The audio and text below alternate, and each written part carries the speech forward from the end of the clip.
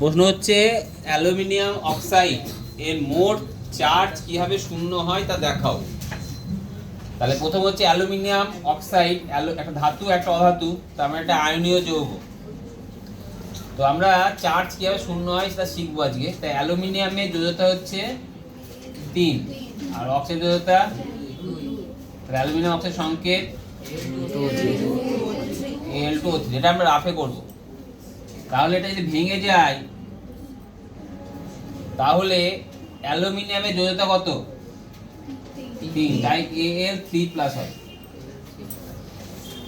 কটা পরমাণু আছে? দুটো, তাই 2Al3+ হবে ক্যাটায়ন। আর অক্সাইডের যোজ্যতা কত?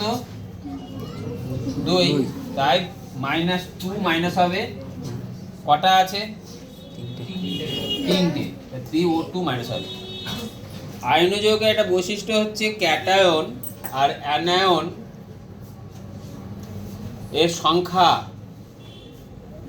সমান হতেও পারে আবার না হতেও পারে, কিন্তু ক্যাটায়নের মোট পজিটিভ চার্জ আর অ্যানায়নের মোট নেগেটিভ চার্জ অবশ্যই সমান হবে। এই শর্ত দিয়ে আমরা কীভাবে চার্জ শূন্য হয় শিখব। তাহলে এই পুরো ব্যাপারটা আমাদের রাফে থাকবে, পুরো রাফে থাকবে। রাফে না থাকলে তুমি করতে পারবে না। তাহলে অ্যাকচুয়ালি কটা আমাকে প্রশ্ন কি দিয়েছে, অ্যালুমিনিয়াম অক্সাইডের মোট চার্জ কিভাবে শূন্য হয় তা দেখাও। তো আমার অ্যালুমিনিয়াম আছে কটা? কত সংখ্যক আছে? দুটি Al+3 আয়নের জন্য 3টি O-2 আয়নের প্রয়োজন। দেখা গেল। তো এবার আমরা ক্যালকুলেশন করব। 2 × Al+3 2 × +3 +3 × -2 +6 যোগ 6 = 0। বুঝে গেল? এবার যদি আমাকে দেয়া হয় যে অ্যালুমিনিয়াম অক্সাইডের জায়গায় যে সোডিয়াম ক্লোরাইড দিতে পারে, কি দিল? Sodium chloride. তাহলে আমাকে প্রথমে কি জানতে হবে? কার কত যোজ্যতা। তাহলে প্রথমে কোন কোন মৌল আছে? সোডিয়াম Na, যোজ্যতা বলো। আর ক্লোরাইড যোজ্যতা, তাহলে তৈরি হবে কি? NaCl। ভেঙে গেলে কি হবে? Na+Cl-। তাহলে আমি একটু আগে বললাম ক্যাটায়ন অ্যানায়নের সংখ্যা সমান হতেও পারে। এই যে হতেও পারে, আগেটা শিখালাম কি না হতে পারে। কিন্তু ক্যাটায়নের মোট পজিটিভ চার্জ আর অ্যানায়নের মোট নেগেটিভ চার্জ সমান হতে হবে। সেটা হয়েছে না হয়নি? তাহলে এখানে কটা Na+ দরকার? কটা? এরাই কিছু নেই, মানে কত আছে? 1। একটি Na+ আয়নের জন্য একটি Cl- আয়নের প্রয়োজন। তাহলে কি দাঁড়াবে? তাহলে 1 × +1 যোগ 1 × -1 +1 যোগ -1 সমান 0। এবারে যদি আমাকে বলা হয় যে ফেরিক ক্লোরাইড, কি বললাম? Ferric chloride. তাহলে ফেরিকের সংকেত চিহ্ন কি? যোজ্যতা কত? 3। সংকেত Fe(Cl3) আয়নে ভেঙে গেলে কি হবে? Fe প্লাস তো হবেই না, কি হবে? প্লাস হবে না +3 হবে? আমি বললাম যেটা যার যোজ্যতা সেটা মাথায় হয়, যেটা যার যোজ্যতা সেটা ক্যাটায়ন হিসাবে হবে ধাতুর ক্ষেত্রে, আর অ্যানায়নের ক্ষেত্রে হবে সেটা মাইনাস। Cl এর যোজ্যতা কত? 1, তাই Cl- হলো। এবার কটা পরমাণু আছে?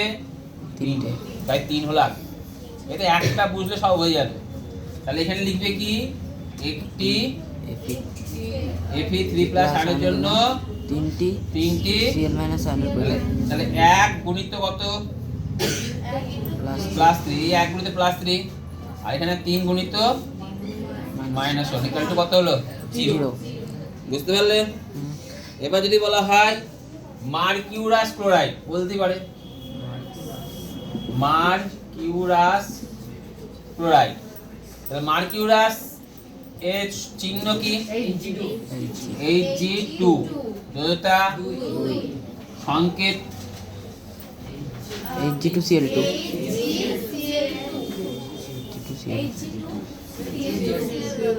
তাহলে এটা ভাঙলে কি হবে বলো? Hg2+। না, এটা Hg2 একটা নিজে দুটো পরমাণু দ্বারা গঠিত একটা ক্যাটায়ন। Hg2 হচ্ছে দুটো পরমাণু দ্বারা গঠিত একটা ক্যাটায়ন। এটা একমাত্র ব্যতিক্রমী উদাহরণ আছে, একটা ব্যতিক্রম উদাহরণ, একটাই না, একটা ব্যতিক্রম উদাহরণ। তাহলে Hg2 মাথায় কত হবে? 2 প্লাস 2Cl মাইনাস। তাহলে কি লিখবে? একটি না কটা? একটি Hg2 2 প্লাস আয়নের জন্য কটা? দুটি Cl মাইনাস আয়নের প্রয়োজন। তাহলে 1 গুণিত প্লাস 2 আর 2 গুণিত মাইনাস 1 প্লাস 2 মাইনাস 2 0। বুঝে গেছে? আর লাস্ট এন্ড ফাইনাল প্রশ্ন হচ্ছে যে অ্যালুমিনিয়াম নাইট্রেট, অ্যালুমিনিয়াম নাইট্রেট। তা প্রথমে জানতে হবে অ্যালুমিনিয়াম নাইট্রেটের সংকেত কি। অ্যালুমিনিয়াম যোজ্যতা 5 নাকি? 3। আর নাইট্রেট বাহ, তোমরা ভালো জানো তো। তাহলে সংকেত কি দাঁড়াবে বলো?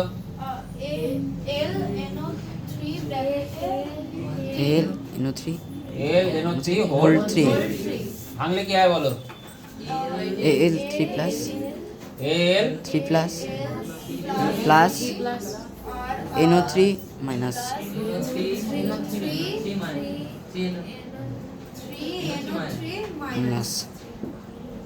তাহলে কেমন হবে? কেমন লিখে বলো? একটি Al3 প্লাস Al প্লাস 3 আয়নের জন্য তিনটি NO3 মাইনাস আয়নের প্রয়োজন। তাহলে এই একের জন্য 1 গুণ আর প্লাস 3, তাই তো? এখানে আর এখানে 3 আর এখানে মাইনাস 1 প্লাস 3 মাইনাস 3 0। বুঝতে পারলে? ক্লিয়ার হয়েছে?